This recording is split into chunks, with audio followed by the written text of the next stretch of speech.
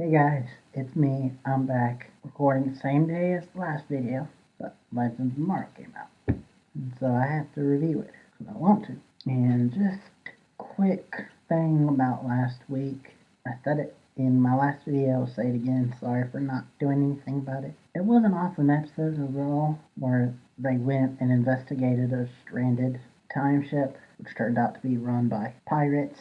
But we also got to see backstory with Rep. We got to see character development. We got to see the official birth of Kay or Rendra, whichever one you want to go with. That ship is sailing. And we got hints at a possible Cold Canary ship.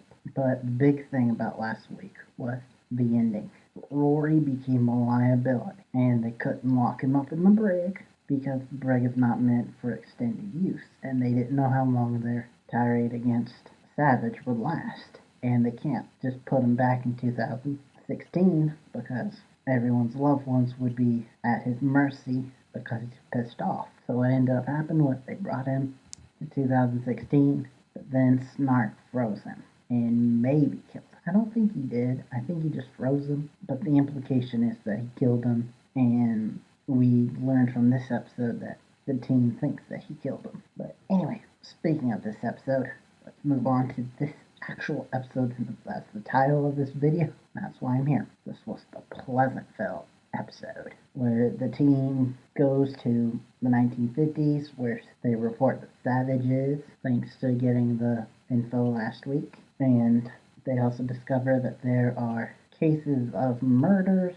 and kidnappings, and so they split up to investigate it. I will split this up into kind of four because it goes into four different directions. One, we have Sarah and Stein going in undercover as a doctor and nurse because one of the guys who was killed was a doctor, and so they think that plus he working in a psych ward that would help them, and they discover that Savage is undercover as a psychologist there, and that he's got his own ward that everyone is scared of, including this awesome nurse who's a closeted lesbian who Sarah ends up kind of falling for, which I have a slight feeling that we might see her again, maybe even next week, but that's for a later time. Anyway, so they go to investigate Savage on that end, and that's what they find out. Then we have Kendra and Ray. They all go undercover as a married couple, and of course that messes with their ship kind of and forces them to address issues like her wanting to be on her own,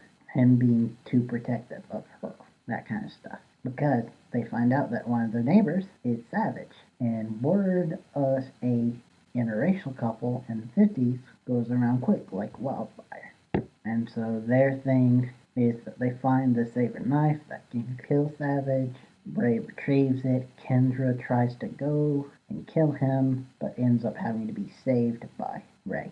Then we have Jack, who went in on his own, and he ended up semi-falling for a girl that time whose boyfriend was one of the missing. And they end up going on a date, but then getting attacked by these monsters because we find out that Vandal has been turning these missing kids into monsters, and so they get attacked by them, and she's bleeding, and he speeds away, and she's speeding, so he gets the cop. But then we find out the cop's working with Vandal, and so Vandal starts turning Jax into one of the monsters, which, by the way, were hawk-like, kind of evil.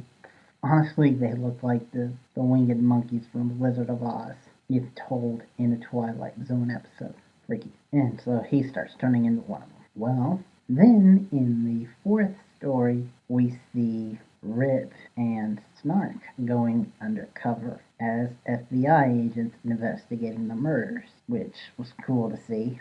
And in the end, they all find out Savage's plan, which I've already told you, and they semi-stop him from the fact that Ray attacks him and he flees, but then they save the kids, so that's good, and they save the day. It was really creepy, but really awesome. Everything seems to be fine But as Ray, Sarah, and Kendra are tying up loose ends while the rest of the team is safe at the ship, they get attacked by Kronos. And Kronos actually gets in the ship, and we don't know how or why, but I think it was Kronos took over the ship. But ship takes off and like starts time traveling. The three here, like, what the? Why did they leave us? Boom. That's how the episode ends. So then next week we will apparently be jumping between Rip and the gang trying to